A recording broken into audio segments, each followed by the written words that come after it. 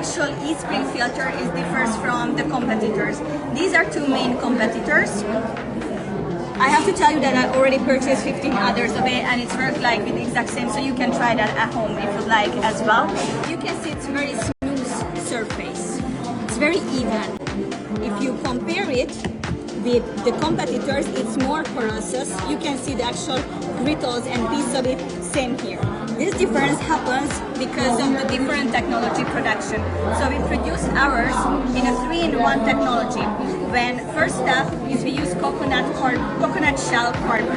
Coconut shell is a food waste, what we can use to actually make some good, create some good things. So we first burn it in a very high temperature, creating the carbon itself, and then we mold it, we put it in a mold, and then, which is very important, we compress it in a very high pressure to create this even carbon black. Of course, for this reason, for one filter, we need more carbon because we are pressing it.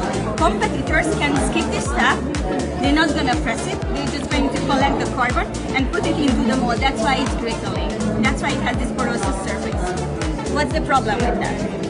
So, our filter, I can put the drops of it. See? It absorbs completely, immediately. So, not even more. See? Even I put more, it's absorbed it without a single drop of waste. If we try that with the old one, not the old one, with the competitors, it's almost like water resistant. It stays on the top, see? What's the problem with that?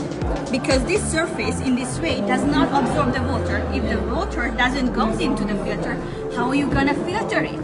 Competitors can show us like, it's a carbon filter, it also filters bacteria, viruses, this and that. Yes, if it goes through, and the rest of it, it's unfiltered. And that's a huge change. Rather than we have the 3-layer, if we consider that our filter is a multi-layer filter, so we have a top layer, and then this fiber, very nice fiber defense layer. It means that the water which is going to touch the carbon block is already pre-filtered.